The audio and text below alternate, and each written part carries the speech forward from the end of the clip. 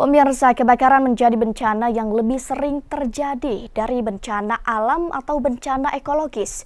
Musibah akibat human error ini perlu penanganan cepat karena dalam hitungan menit saja, materi bahkan nyawa dapat hilang oleh amukan api. Untuk itu, dinas yang menangani kebakaran dimiliki setiap daerah untuk menanggulangi musibah ini. Dalam rangka Hari Ulang Tahun Pemadam Kebakaran Nasional yang ke-105, menarik tentunya bagi kita mengenal lebih dalam seputar penanggulangan kebakaran, terlebih di kota besar seperti Kota Bandung.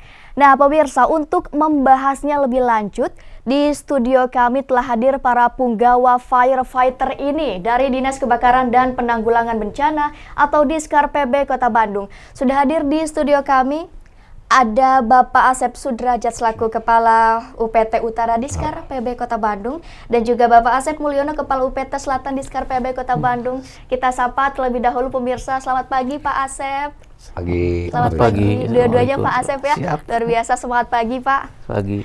Baik, terima kasih sudah hadir di studio kami. Kita akan membahas lebih dalam nanti terkait penanggulangan kebakaran seperti apa, tantangan serta solusinya Pak.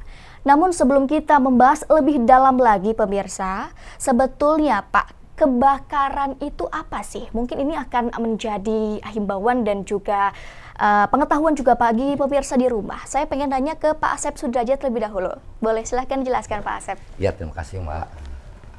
Kebakaran sebelumnya kita definisikan dulu kebakaran ya. Definisi kebakaran itu adalah penyalaan api baik besar ataupun kecil yang tidak dikehendaki dan juga tidak terkendali, karena kebakaran itu selalu ujung-ujungnya menimbulkan kerugian baik ke material, harta benda sampai ke jiwa. Namun apapun itu kebakaran bisa terjadi, ada beberapa pendukungnya. Bila mana pendukungnya itu tidak akan terjadi pada kebakaran ya. Yang pendukungnya itu kalau kami sebut dengan teori segitiga api. Ya, dengan segitiga api itu bila mana salah satunya tidak akan terjadi kebakaran, malah tidak ada penyalaan. Yaitu dari segitiga api itu yang pertama adanya bahan bakar, yang kedua adanya panas, dan ketiga adanya oksigen atau udara ya. Nah, bila mana salah satu dari itu tidak ada, mungkin tidak akan terjadi kebakaran. Baik. Ataupun penyalaan juga, karena kalau kebakaran itu adalah penyalaan yang tidak terkendali. Berarti untuk segitiga api itu elemen yang menunjang terjadinya penyalaan atau kebakaran. Iya, berarti ada 3 faktor Pak yang dapat menyebabkan terjadinya kebakaran. Ada bahan bakar, panas, dan juga oksigen. Ya. Jika tidak ada salah satu di antara 3 itu, maka bisa besar kemungkinan tidak akan terjadi kebakaran. Begitu. Baik pemirsa, saya akan beralih ke Pak Asep Mulyono Pak. Untuk kebakaran sendiri sering kita jumpai banyak kebakaran, ada gedung-gedung besar ataupun kebakaran pohon dan lain sebagainya. Itu apakah ada klasifikasi kebakaran tersendiri Pak, atau ada kelas-kelas yang sudah dibagi di bencana kebakaran sendiri Pak? Mungkin boleh dijelaskan. Betul. Jadi tingkat kebakaran itu ada kelasnya, kelas A, B, C, dan D. Jadi untuk kelas A itu bahan padat tapi seperti kayu, kertas, seperti karpet, itu bahan padatnya. Untuk kelas B-nya itu seperti ada seperti cairan dan gas, seperti bensin, minyak, dan gas. Dan untuk kelas C itu kelistrikan. Dan untuk tingkat D bahan padat juga, tapi itu bentuk logam, aluminium seperti besi, itu tingkat kelas D. Jadi ada 4 klasifikasi Pak kebakaran itu, ada kelas A, B, C, dan D. Yang sering dijumpai atau yang sering ditangani oleh Diskar PB Kota Bandung sendiri, ini ada di klasifikasi kelas mana Pak? Yang sering itu kelas A, B, dan C. Kelas A, B, dan C berarti kelas padat seperti kayu, kertas, dan lain sebagainya. Kemudian kelas B seperti cairan, bensin, BBM. Dan yang kelas C-nya itu aliran listrik. Kelistrikan.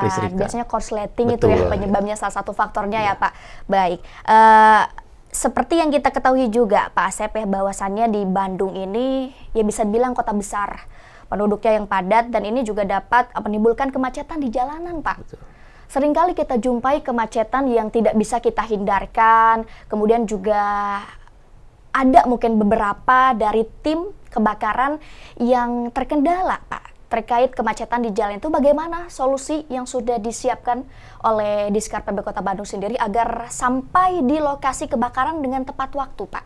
Bagaimana untuk menghadapi solusi hambatan tersebut? Mungkin boleh dijelaskan Pak. Oh iya, seperti hampir di tiap-tiap kota ya, apalagi dengan perkembangan pemukiman, kependudukan, dan juga yang utama barusan lalu lintas ya. Jadi itu faktor juga akan menghambat untuk kecepatan kita nyampe ke lokasi. Nah, untuk menangani itu permasalahan itu, kami juga di Dinas Kebakaran bila menerima laporan, kita juga selalu berkoordinasi dengan instansi lainnya yang terkait yang hubungan dengan lalu lintas.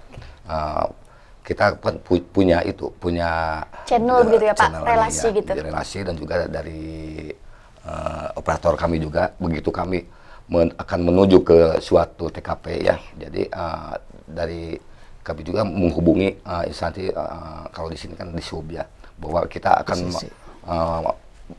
meluncur ke arah barat.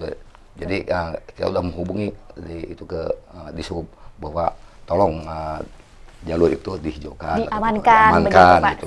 Ya, selain itu juga untuk menangani masalah kemacetan itu, selain kita juga untuk akses jalan ya, jadi kita juga dibantu oleh komunitas-komunitas. Baik. Ya. Salah satunya komunitas alhamdulillah apa, Pak? Komunitas motor itu ya, yang Kombo ya, itu sangat membantu anak-anak muda kita di Bandung itu, selalu membantu untuk kinerja kita. Dan kami juga suka heran, begitu kita keluar ternyata di depan udah ada komunitas. Udah ada siap-siaga ya Pak? Ya, mereka juga punya channel-channel tahu bahwa ada kejadian. Jadi itu yang membantu kita juga untuk sampai cepat ke lokasi. Oke, berarti Diskar PB Kota Bandung ini juga telah menjalin koordinasi juga dengan beberapa pihak terkait. Salah satunya ada Dinas Perhubungan gitu ya, untuk mengamankan di perjalanan, kemudian juga dengan komunitas-komunitas motor ya Pak, yang selalu siap siaga membantu tim punggawa dari pemadam kebakaran agar sampai di tujuan dengan tepat waktu. Luar biasa.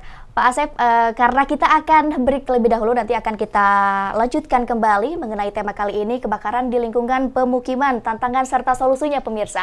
Jangan kemana-mana, tetap di Dialog iNews Jabar hanya di iNews TV.